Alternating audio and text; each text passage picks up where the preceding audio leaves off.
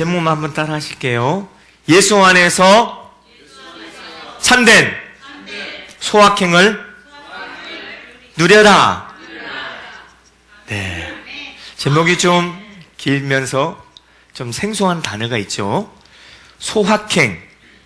네, 소확행이 뭐죠? 네. 소, 작아요. 그러나 확실한 행복이에요. 작지만 확실한 행복. 한번 따라해서 작지만 확실한 행복. 네, 그것이 소확행이에요. 지금 신종어예요. 지금 젊은 세대에 이 행복의 트렌드가 지금 바뀌고 있습니다. 조선일보에 보니까 기사가 났더라고요. 기사가 났는데 어떤 기사가 났는가 봤더니 저기 서울 서대문구 홍은동에 돈가스 집이 있어요. 그 집에서 돈가스를 먹으려고 사람들이 구름대 벌떼처럼 모여들어요. 근데 구름대 벌떼처럼 모여드는데 다 못 먹어요. 그 집은 손님이 딱 한정되어 있어요. 딱 100명만 손님을 받기 때문에 그 돈가스 집이 방송을 한번 탔거든요. 방송을 타니까요, 저기 전북 전주에서요, 그 돈가스를 먹으려고 일부러 올라오는 거예요. 올라왔는데 몇 번 올라왔나? 3번 올라왔어요. 왜 3번 올라왔을까요? 2번 올라왔는데 못 먹고 내려갔어요. 이제 방송 취재진이 갔더니 그 사람들이 몇 시부터 그 돈가스 집 앞에서 줄을 서고 있냐 봤더니 새벽 3시예요. 여러분 상식적으로 이해가 되십니까? 아니, 돈가스 하나 먹으려고 저 전주시에서 올라온다는 거예요. 네. 올라와서 새벽 3시부터 거기서 와서 죽치고 와서 줄을 서는 거죠. 그런데 중요한 것은요, 놀라운 사실은 주말에 있잖아요. 주말에는 새벽 3시로 안 된대. 주말에는 자정부터 줄을 서는데 12시부터. 자정 12시부터 그게 줄을 서가지고요. 그때 이제 그 식당이 9시에 문을 열어요. 9시에 문을 열면 이미 문 열 때 이미 150명이 50m까지 줄을 이렇게 서 있대요. 그 사진이 나왔더라고. 방송 한번 타니까. 저기 대구에서는요, KTX를 타고 밤에 올라와요. KTX 타고 밤에 올라와가지고 자기는요, 돈가스를 너무 좋아한대. 근데 대구는요, 돈가스 맛있게 하는 집이 없대. 그 방송을 보니까 그 집이 돈가스를, 그 백씨 있잖아요.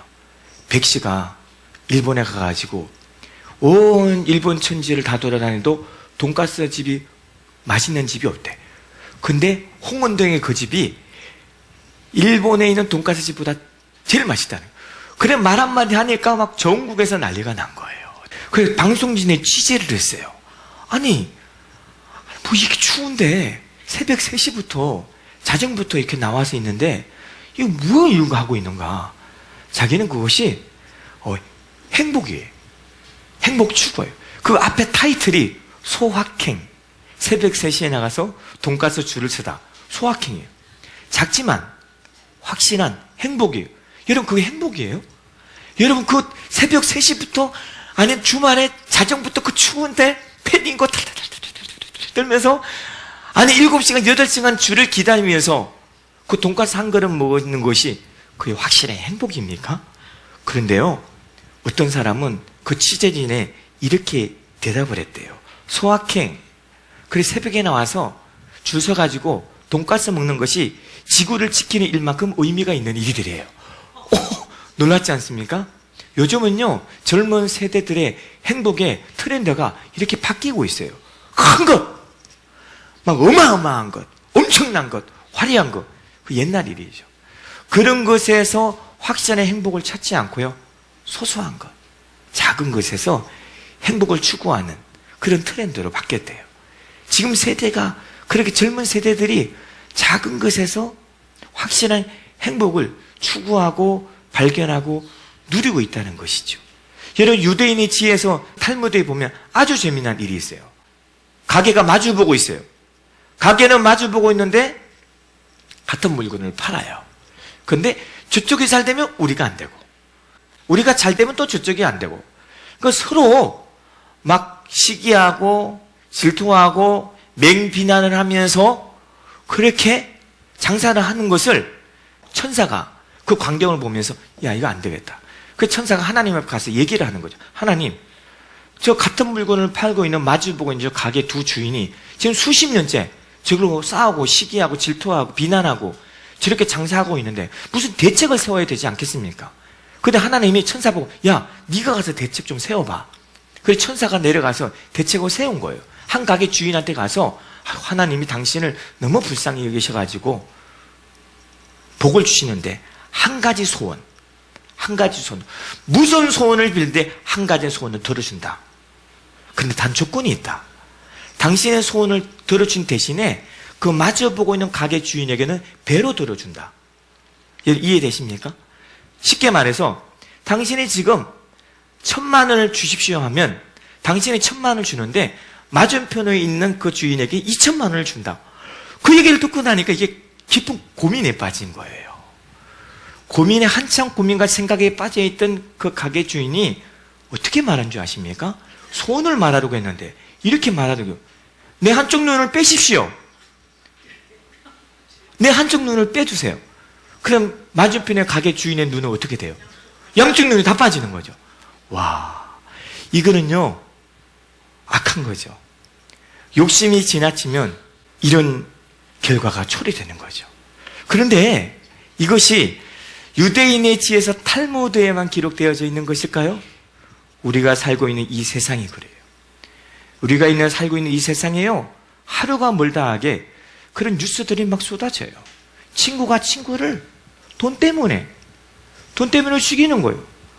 마치 사촌이 땅을 사면 배 아프듯이 내가 1,000만 원 받으면 얼마나 좋아요.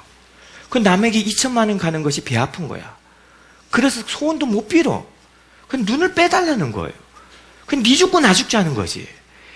그래서 지금 친구들이요, 절친인데 기사 보니까 사건 사고가 얼마나 많습니까? 절친이에요. 베스트 프렌드예요. 그런데 죽여요. 돈 때문에. 친구만 그럴까요? 아니에요.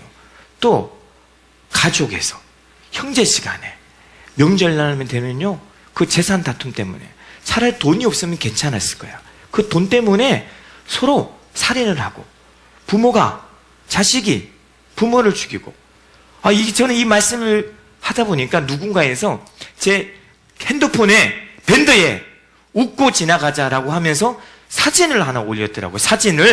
그 사진 보니까 진짜 그냥 웃고 지나갈 수밖에 없는 그런 사진이에요. 사진 한번 보여주실래요? 네, 뭐라고 쓰냐면 여보 걱정 말고 담배 실컷 피워. 우리 안보험 들어놨어. 처자식 일동. 또 사진 하나 더 보여주세요. 대추나무, 농약, 살충제, 살포. 대추 따먹고 죽지 마세요. 어제 한 명 죽은 것 같음. 대추나무에 살충제 뿌렸대, 농약 뿌렸대. 먹지 말래요. 그 빨간 글씨는 뭐라 했어요?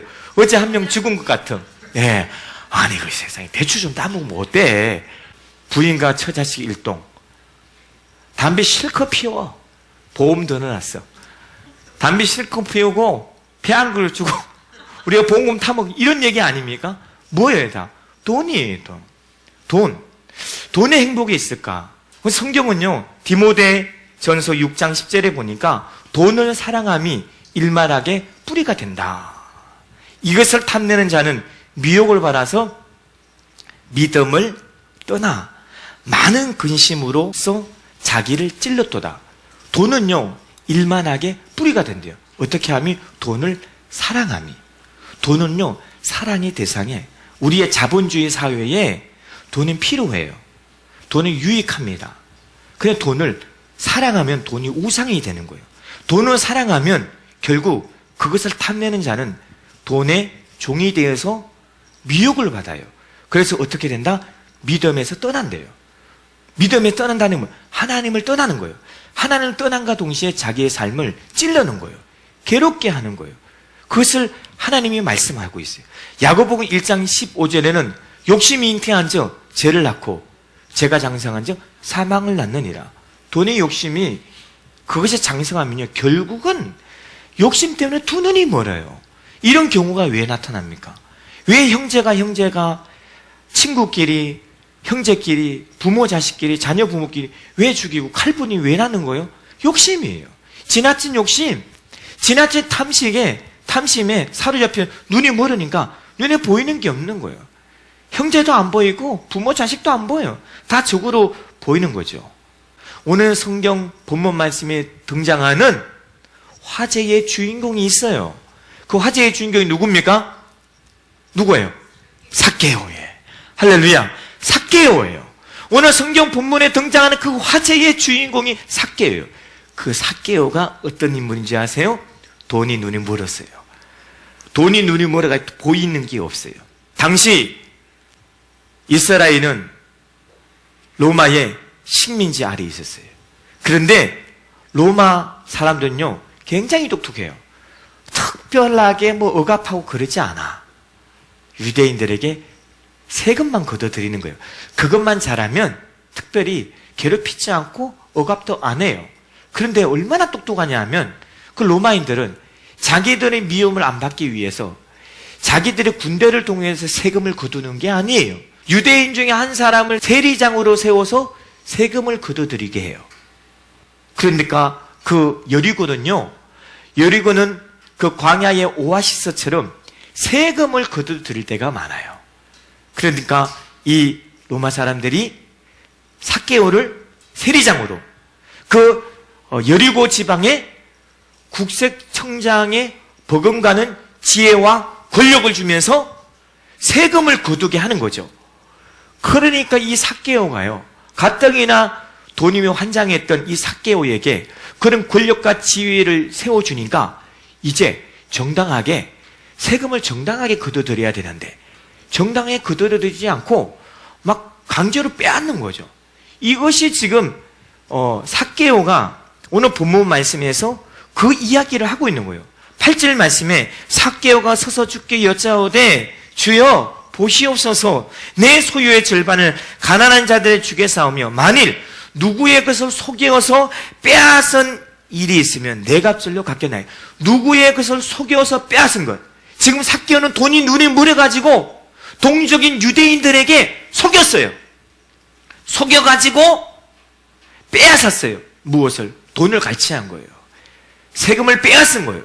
그랬더니 동족 유대인들이 삭개오를 좋아할까요? 싫어할까요? 싫어해요. 좋아하는 사람 아무도 없어요. 다 싫어해요. 그래서 동족 유대인들이 삭개오는 매국노다. 나라를 팔아먹은 놈이다. 저놈은 나쁜 놈이다. 매국노다. 그리고 아무도 상종을 안 해요. 인간 취급을 안 합니다. 죄인 취급을 해요. 그 따시키 오늘날로 말하면 왕따예요. 그러니까 이 삭개오는요 자신의 권력과 지위 굉장히 높아요. 오늘날로 국세청장, 세무서장에 버금가는 그런 높은 지위가 있고 또 돈이 많아요. 오늘 본문 말씀에 하나님은 이 성경 기록할 때 삭개오를 어떻게 소개하고 있습니까? 그는 세리장이요. 또 누구다? 부자라. 삭개오는 부자예요. 그런데 삭개오에게 돈 많은 부자가 행복했을까요? 삭개오는요, 돈은 자기의 존재의 이유였어요. 제 삶의 이유야. 내 인생의 전부예요, 돈은. 그래서 돈을 막 빼앗고, 사기치고, 움켜쥐고, 막 독차지했어요. 그런데 언제부턴가 마음이 공허해요. 높은 지위에 권력에 있는데 마음이 공허한 거죠. 행복하지가 않아요. 만족함이 없이 마음이 텅 비어요, 항상. 그래서 그런 찰나에 예수님 오신다는 소문을 듣게 됩니다. 그래서 이 삭개오가 예수님께 다가가려고 했는데 키가 작아요. 그리고 사람들이 많아. 사람들이 많다 보니까 이제 이전 성경에는 뽕나무라 기록되어 있죠. 그 나무에 올라간 거예요. 그 올라가서 예수님을 바라보게 된 거죠. 예수님이 그것을 아셨어요. 그리고 삭개오 앞에 왔죠. 그리고 예수님께서 삭개오에게 단 한마디 말을 합니다. 오늘 내가 내 집에 유하여야 하겠다. 딱 한마디예요. 세상에 예수님의 그 한마디 말에 삭개오가 녹아집니다. 삭개오가 완전히 180도 변화돼요. 왜냐? 그는 매국노였거든요.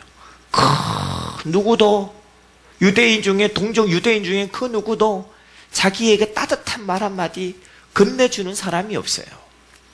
따뜻한 말이 대화해주는 사람도 없고 고민거리, 마음의 염려거리를 알아주는 사람이 없었어요.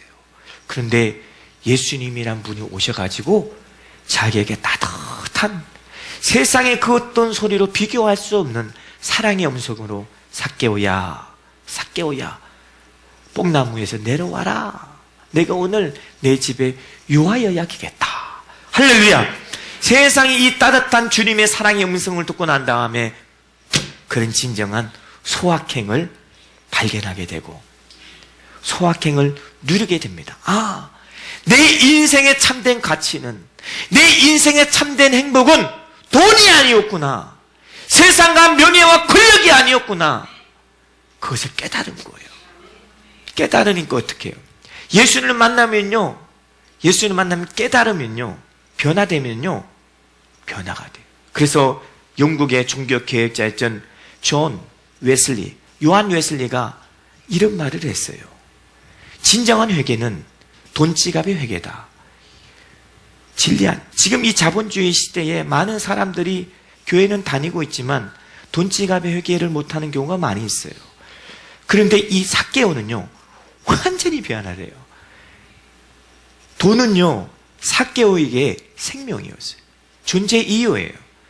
제가 삶의 존재 이유, 삶의 가치예요.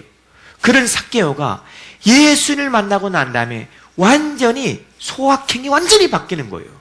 내게 행복은, 내가 확실한 행복은 돈이 아니었구나. 그렇게 바뀌는 거예요. 그러고 나서 예수님께 특별한 말을 안 했어요. 예수님 특별한 말도 안 했는데 지가 예수님 말 한마디에, 내가 오늘 내 집에 유하겠다, 그 사랑의 음성 말 한마디에 삭개오가 주님, 내 소유를 절반을 팔아가지고 가난한 자에 다 주겠습니다. 그 예수님이 한 말이에요? 아니잖아요. 예수님이 삭개오야, 내가 듣자 하니 내가 세리장이고 네 국세청장 부분과는 높은 권력과 지위가 있는 부자인데 그동안 네가 빼앗고 속여서 쟁취한 그 세금을 다 팔아서 가난한 사람 다 줘. 예수님 이렇게 말 안 했어요. 그냥 예수님 말 한마디, 내가 너를 사랑한다, 내가 오늘 내 집에 유하여 야기겠다. 그 말 한마디에 이 삭개오가요, 주님, 제 소유를 절반을 팔아서 가난한 자에 다 주겠습니다. 그리고 만약에 이 시간 이후로부터 또 한 번 내가 돈에 욕심을 낸다든지, 내가 그 돈에 확실한 행복이라고 내 그런 추구한다든지, 그 욕심으로 인해 또 남의 것을 속여서 빼앗은 것이 있으면 몇 배나 갚겠다고? 네 값전이나 갚겠나이다. 할렐루야. 이것이 진정한 회개 아닙니까? 이것이 진정 믿음의 구원이 아닙니까? 이런 고백이 좋아요로 있을 때 이것이 진정한 우리의 확실한 행복이 아닙니까? 이 세상은 서로 움켜쥐려고 해서요.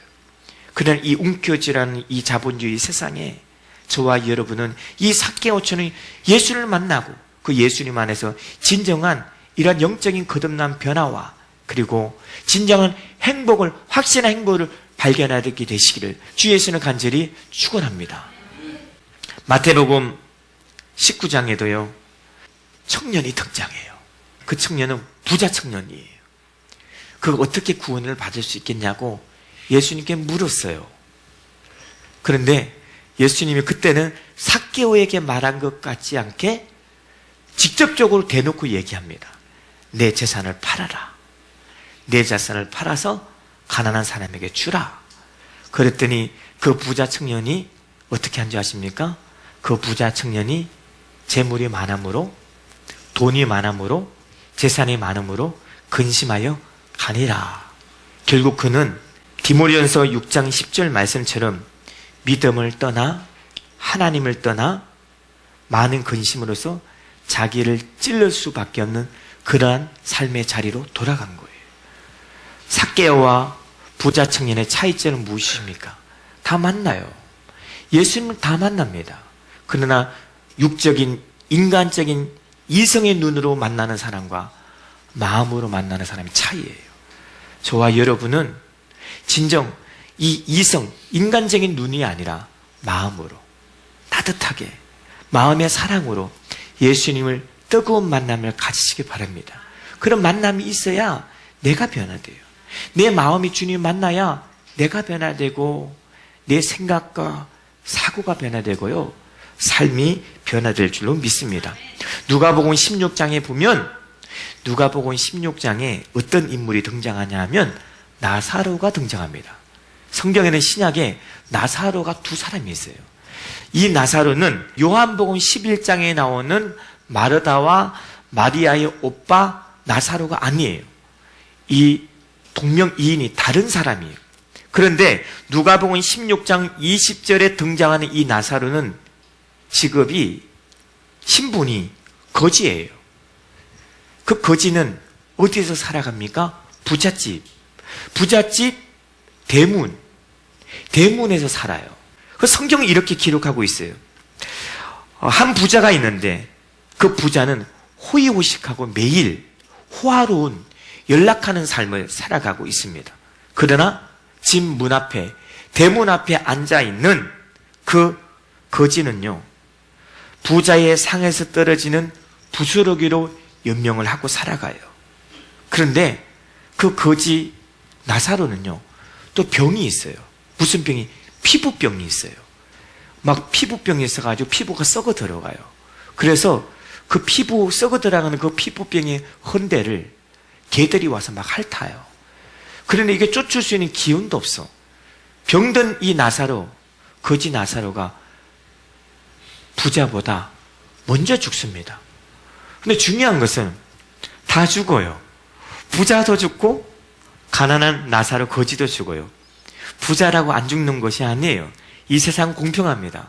모든 사람이 공평한 것은 무엇입니까? 누구나 다 죽는다는 거예요. 부자는 안 죽을 줄 알았죠? 근데 부자도 죽었어요. 그런데 나사로가 먼저 죽었어요. 거지 나사로가 죽었는데 이 나사로가 어디 간 줄 아세요? 천국에 갑니다. 그리고 아브라함의 품 안에 안겨요. 천국 아브라함의 품 안에 안기는데 뒤를 이어서 부자도 죽어요. 그런데 부자는 지옥에 떨어져요. 지옥에 가니까 너무 고통스러워요. 말로 표현할 수 없을 정도로 고통스러워요.